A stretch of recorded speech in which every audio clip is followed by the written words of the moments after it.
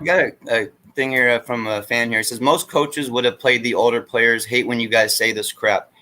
Hey, go ahead and tell that to Saban when he plays a talented 5-star over a junior and senior. Go tell Nick Saban that and see what he has to say about it, and then get back to me. Tua Tagovailoa over Jalen Hurts. Yeah, but I guess you play the older guy because they're older. Or Trevor Lawrence over what was the kid's name at Clemson that transferred to Mizzou? Oh, Bryant. Yeah. Yep, Kelly Bryant. Yeah. You play the guys who are the most talented. It doesn't matter what their age is. If they're ready, they're ready. Period. Yeah, absolutely. The older guys weren't ready this year. We saw that. No, they weren't. They weren't, and they've been largely ineffective.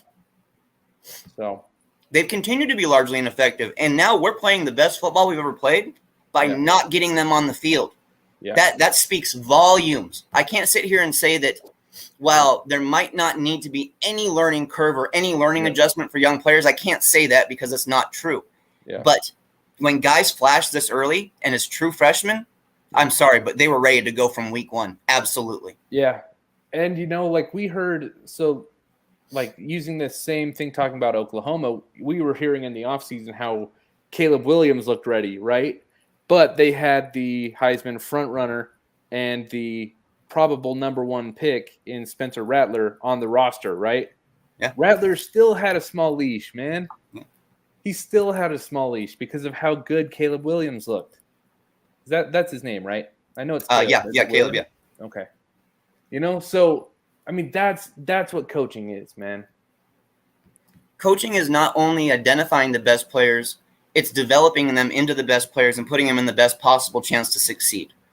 We've had a lack at that, but thankfully the last 2 weeks we've been putting our players in a better chance to succeed. I think that's all we can ask for right now, honestly. I mean, as Canes fans, with the issues we've had, what we've dealt with and what we've had to go through, I'm pretty happy at what I saw today, Jordan, honestly. I know fans think that I'm beating on this team and I'm trying to get down on them. That's not the case.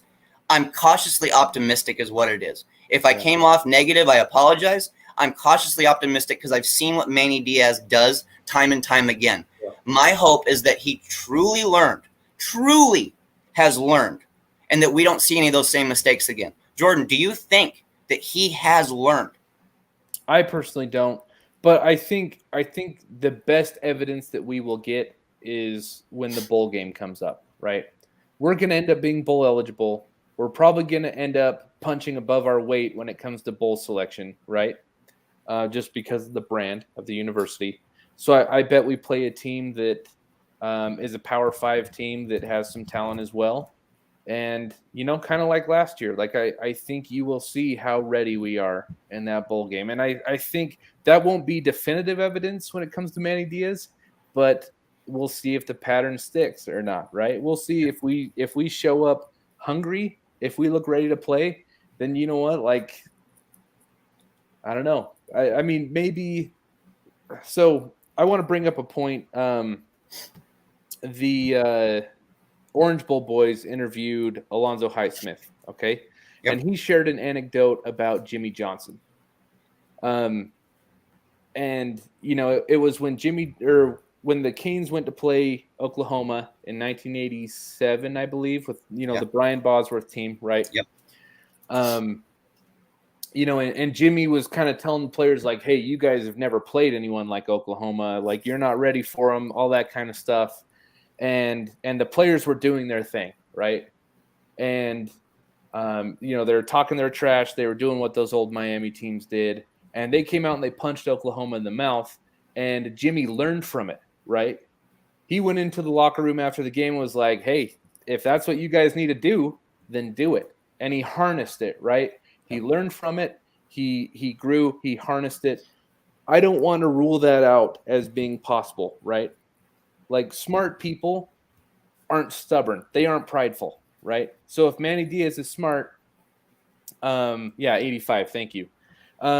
If Manny Diaz is smart, he can learn from this situation, because I fully believe it probably is Tyler Van Dyke and James Williams and guys like that kind of willing this team to victory, right? They're the guys making the plays. So if Manny can harness this, if he can learn from the mentality and the attitude of these players while we're on this win streak, then I am open. I'm open to the idea of him fixing stuff. I just am so cautious, man. And it's the main problem is not with Manny Diaz so much as it is with I don't believe Blake James has the best interest of the program in mind. I think he's trying to save his job. Okay? Yeah, and absolutely. Blake James made his bed with Manny Diaz. If the Manny Diaz hire is viewed as a failure, then Blake James does not have a leg to stand on. And that's kind of the predicament that we're in, right? Is Yep. that a move will not be made in the best interest of the program as long as Blake James is around. So that's kind of where we're at, right? Is whether or not Manny's good or not, like Blake James is trying as hard as he can to make this work. I mean, it's the positives are at least here in the last 2 weeks, Jordan. We have something to at least talk about and something to build off of. We're about 51 minutes in here, and I want to get your take on this question, Jordan, and I want the chat room to chime in as well. It's a simple yes or no answer. Is Manny Diaz going to be the head coach of this football team next year after what you've seen so far this season and what you've seen the last 2 weeks? I'm going to say no. I don't think he is. And I mean, I don't know. I'm kind of agnostic on it, right? I don't want to say that progress is fake, right? This is progress, but it's a step back from last season, right? It is. That's not good, So a step backwards is not good. We've made progress since a 2-4 start, but it's a 2-4 start, man. We're the University of Miami. What's going on? Is there any way to close this season out, Jordan, that would give you more confidence going into next year if Manny was the head coach?